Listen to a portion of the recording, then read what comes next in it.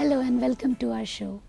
We have with us here today in our studio a very special guest who has been labeled as a volatile literary transformer.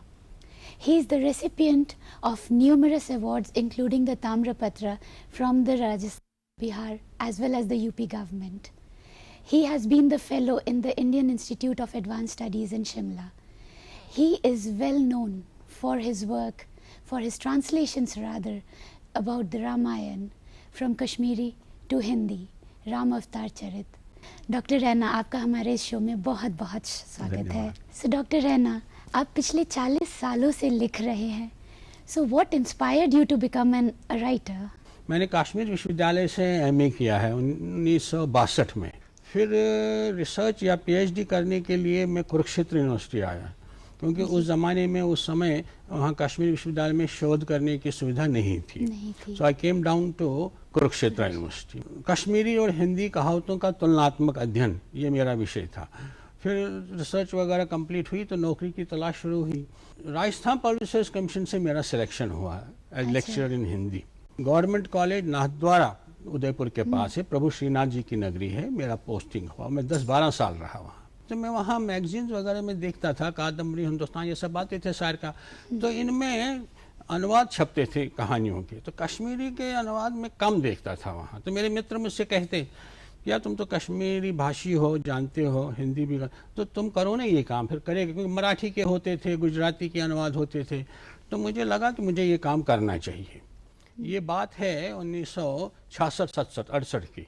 और कादम्बनी में, धर्मयुग में और साप्ताहिक हिंदुस्तान में कश्मीरी से हिंदी में मेरे अनुवाद खासतौर पे कहानियों के छपने लगे, जो फिर दूसरी भाषाओं में. तो इस तरह से ये सिलसिला जो है आगे बढ़ता गया. प्रेरणा यही रही. और आपकी जो पहली पुस्तक है जो 1972 नहीं, वो में पहली छपी पूरी थी, जो पुस्तक वो कश्मीरी भाषा और साहित्य, वो सन्मार्ग प्रकाशन से छपी है. वो भी यूजीसी की ग्रांट से छपी है. क्योंकि जैसे मराठी भाषा और साहित्य, गुजराती भाषा, कश्मीरी भाषा साहित्य कोई पुस्तक थी नहीं. तो मैंने छोटा सा एक प्रोजेक्ट यूजीसी को भेजा. काफी रिकॉग्निशन मिली है उस किताब को. रिकॉग्निशन क्या, हाँ, केंद्रीय हिंदी निदेशालय ने उस जमाने में मुझे उसके लिए पुरस्कृत भी किया. आपकी एक रचना थी कश्मीरी कवियत्रियों पे. हाँ, हाँ, और उस पे राष्ट्रपति जी ने भी उस समय कश्मीरी कवित्रा और उनका रचना संसार, इसमें हमारी प्रसिद्ध कश्मीरी कवित्री ललेश्वरी हुई है, ललदत भी कहते हैं उसको, हवा खातून हुई है और अर्निमाल, इन 3 को लिया है. इनका आलोचनात्मक अध्ययन है उसमें. और फिर इनका जो कलाम है, यानी इनके जो गीत हैं, है ना, उसका भी अनुवाद दिया है. वो बहुत अच्छा, उसमें प्रेसिडेंट साहब ने बड़ा अच्छा फॉरवर्ड लिखा उसके लिए.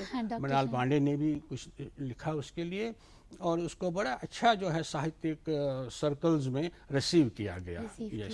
आपको बहुत सारे अवार्ड्स भी मिले हैं, ताम्रपत्र भी मिला है, 2 बार मिला है इनफैक्ट. ताम्रपत्र मुझे कश्मीरी रामायण का हिंदी में अनुवाद करने पर मिला है. मैंने केवल अनुवाद ही नहीं किया उसका, मैंने लिप्यंतर भी किया है. क्योंकि मूल पर्शो अरबिक जो हमारी लिपि है कश्मीरी की, उसको देवनागरी में कन्वर्ट किया. बिल्कुल वैसे ही जैसे अगर आपने गीता प्रेस गोरखपुर की कोई किताब देखी हो, ऊपर मूल होता है, नीचे फिर अनुवाद देते हैं, उसी तरह उनने छापा.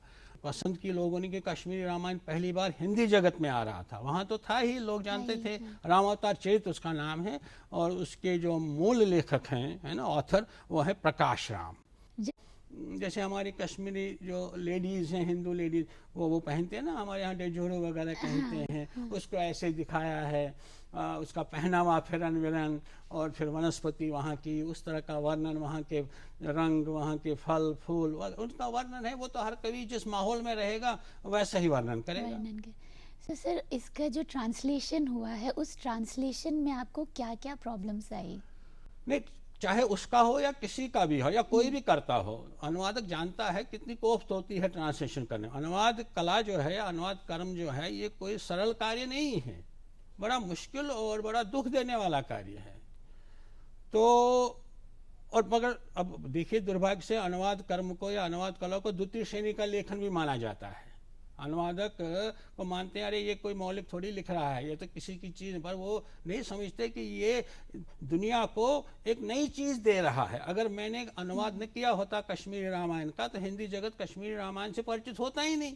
तो उसका योगदान भी तो है. अब रही बात कि उसको क्या कठिनाइयाँ सामने आती हैं.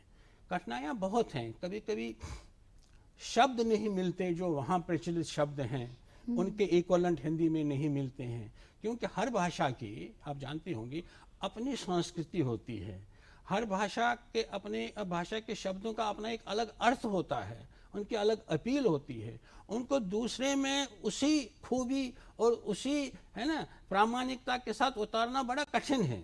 तो मेहनत करनी पड़ती है। कोश सामने, कभी कभी कोश में भी नहीं मिलते हैं वो।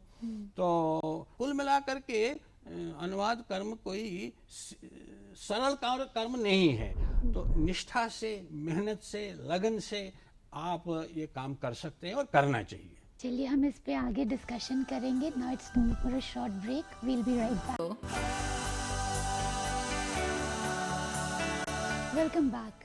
We are in conversation with Dr. Shibban Krishnan Raina. We were discussing about the issues and challenges in translation. आप जब फेलो थे Indian institute of advance studies में शिमला में, तो वहाँ पे ये आपकी टॉपिक थी रिसर्च की। बिल्कुल, बिल्कुल। सो आप इस पे थोड़ा सा और हाँ, लाइट हाँ, डालेंगे? बिल्कुल बिल्कुल। काम तो मैंने किया ही था, और इस बीच में जो चैलेंजेस जैसे आप कह रही हैं, प्रॉब्लम्स आई, तो मैंने सोचा कि एक ऐसा project Indian institute of advance studies को भेजा जाए जिसमें मैं अनुवाद की समस्याओं पर काम करूं। पहले साल तो शायद नहीं हुआ वो अप्रूव वो प्रोजेक्ट, मगर दूसरे साल उन्होंने मुझे बुलाया। बहुत शानदार इंस्टीट्यूट है, one of the best institutes, और पूरी सुविधा है वहाँ, बहुत अच्छी लाइब्रेरी है। तो वह काम मैंने वहाँ ढाई पौने 3 साल रहा मैं वहाँ। भारतीय भाषाओं से हिंदी में अनुवाद की समस्याएं, ये मेरा विषय था। पर ब्रैकेट में उसमें था with special reference to Kashmiri Hindi, क्योंकि सभी भारतीय भाषाएं तो मैं जानता ही नहीं हूँ। तो उसमें ब्रैकेट में कर दिया कश्मीरी से हिंदी में जो है। बाकी थ्योरेटिकली जो अनुवाद की समस्याएं हैं वो तो पहले हाफ में आई गई, बाद में फिर कश्मीरी से हिंदी में क्या समस्या आती वो मैंने दे दिया। तो उसमें मैंने यही बताया कि देखिए, जो अनुवादक होता है वो आप भी समझती हैं, जानती हैं, कि एक तो उसको दोनों भाषाओं पर उसको कमांड होना चाहिए, जिसको हम कहते हैं सोर्स लैंग्वेज, जहाँ से वो करता है ना। और फिर टारगेट, जिसमें कि वो टारगेट लैंग्वेज, टीएल कहलाते हैं वो, जिसमें कि वो करता है। जैसे मैं कश्मीरी से करता हूँ और फिर हिंदी में, या मैंने अंग्रेजी से भी बहुत अनुवाद किया साहित्य अकादमी वगैरह के लिए। एक तो दोनों भाषाओं का ज्ञान होना चाहिए, और फिर जो बहुत ज़रूरी है, and you will agree with me, कि जिस विषय की किताब का वो अनुवाद कर रहा है उस विषय का उसको अच्छा ज्ञान होना चाहिए, और फिर उस संस्कृति का भी ज्ञान होना चाहिए। जिस संस्कृति की वो पुस्तक है, जिससे वो जुड़ी हुई है ना, तो उससे वो उसमें वो प्रामाणिकता ला सकता है। अच्छा, एक चीज़ और आती है, लोग कहते हैं कि साहब चाहे कुछ भी हो, अनुवाद तो अनुवाद ही है, उसमें वो मूल जैसा आनंद या मूल जैसा वो नहीं होता, नहीं हो पाता। और इसके लिए एक उक्ति भी है, कहा भी जाता है, मैं आपको उदाहरण देके मैंने कहीं पढ़ा है, कि सेंट की एक शीशी जिसमें सेंट है, उसको आप किसी दूसरी में उंडे लें, मगर कुछ ना कुछ सेंट तो उस शीशी में रहेगी। आप पूरा सब कुछ नहीं ला सकते। इसी तरह अनुवाद करते समय आप सारा मूल जो आत्मा है ना, सोल, वो उसमें नहीं ला सकते, कुछ ना कुछ तो उसमें कमी रहेगी। मगर प्रयास किया जाना चाहिए दैट वन शुड बी, और the translator should be faithful, जितना वो कर सके, जितना वो उसको वहाँ से ला सके, उस मूल यानी आत्मा को पकड़े। एक आपने शायद नाम सुना हो, उम्र खयाम की रुबायात हैं, फारसी में लिखी हुई हैं। हाँ। फिजराल्ड ने उसका अनुवाद किया था, ये शायद 19वीं शताब्दी की बात है। बड़े अच्छे, one of the best translations वो माना जाता है। पर उसने उसमें लिखा है एक जगह कि मैंने शब्द अनुवाद नहीं किया, मैंने भाव का अनुवाद किया, आशय का अनुवाद। अगर मैं शब्द अनुवाद करता तो शायद मेरे उसकी प्रशंसा नहीं होती। उसने उस भाव को पकड़ा, उन कपलेट्स का, और उसको फिर उसने अंग्रेजी में ढाला। पोइट्री में ज़्यादा प्रॉब्लम है, गद्य में उतनी प्रॉब्लम नहीं है। पोइट्री में वर्ड टू वर्ड ट्रांसलेशन करना बड़ा मुश्किल है। आप उसको समझिए, उसके आशय को क्या कहना चाहता है, फिर उसका आप अनुवाद करिए। जब अनुवाद करते हैं तो उस समय क्या टेक्स्ट से ओरिजिनल टेक्स्ट से थोड़ा हटके अपनी क्रिएटिविटी भी ऐड की जाती है उसमें? देखिए, राइटर तो क्रिएटिव होता ही है, उसमें वो तो जीनियस है, उसमें कभी तो वो लिखता है। और जो ट्रांसलेटर है वो उसका अनुवाद करता है, क्योंकि पहले से ही जो चीज है उसी का तो वो करता है, नया तो वो कुछ नहीं देता है। बिल्कुल। मगर अपनी प्रतिभा के बल पर, अपनी प्रतिभा के आधार पर, on the basis of his genius and talent, वो उसमें और अच्छी जान फूंक सकता है। बिल्कुल। तो वो मूल के बराबर का ही एक दमदार प्रयास बन जाता है, मूल के बराबर टक्कर दे सकता है। बल्कि मैं तो कहता हूं कि पढ़ने वाला जो है वो ये कहे कि यार मूल रचना पढ़ने पर मुझे उतना आनंद नहीं आया जितना कि मुझे इसका अनुवाद पढ़ने पर आनंद आया। क्या गजब का अनुवाद हुआ है। पिछले 40 सालों में आपने एकेडमिक फील्ड में क्या परिवर्तन देखा है? हमारी इतनी फैसिलिटीज कहाँ थी हमारे उस समय में, और अनुवाद के क्षेत्र में, अनुवाद के सिद्धांतों पे किताबें भी नहीं होती थी हमारे टाइम। हमने खुद अपनी मेहनत करके किया है। आज तो अनुवाद के विषय, अनुवाद डिपार्टमेंट्स में, यूनिवर्सिटीज में, कई यूनिवर्सिटीज में तो ट्रांसलेशन स्टडीज सब्जेक्ट है। यहाँ JNU में है और भी है, कोचिंग सब जगह है, साउथ में है। ट्रांसलेशन को अब एक क्या कहना चाहिए, सब्जेक्ट के रूप में इंक्लूड किया गया है। हाँ, तो परिवर्तन तो आया ही है। और बाकी ओवरऑल एजुकेशन का प्रचार प्रसार तो हो ही रहा है।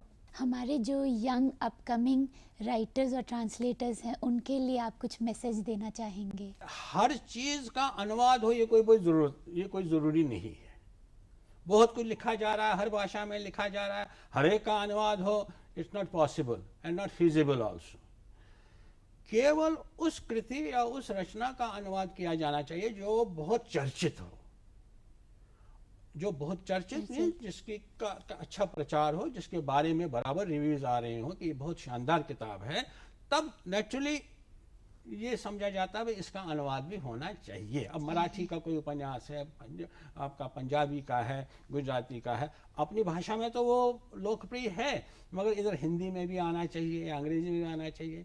तो हर चीज का अनुवाद हो ये जरूरी नहीं है, मेरा मानना है। मगर जो बहुत बढ़िया है कोई रचना, और जिसको पढ़ने के बाद पाठक ये कहे डंके की चोट कि अरे यार, अगर ये अनुवाद के माध्यम से मेरे पास नहीं आई होती रचना तो मैं एक अच्छी रचना के आस्वादन से वंचित रह जाता। ऐसा जब वो कहेगा तब ये माना जाएगा कि भाई अनुवादक अपने काम में सफल रहा है। विद दैट नोट सर, आपका हम लोग बहुत बहुत शुक्रिया अदा करते हैं कि आप समय निकाल कर हमारे पास आए और हमसे इतनी सारी बातें की। We have a lot to learn from him and we would like to thank you again for being with us sir.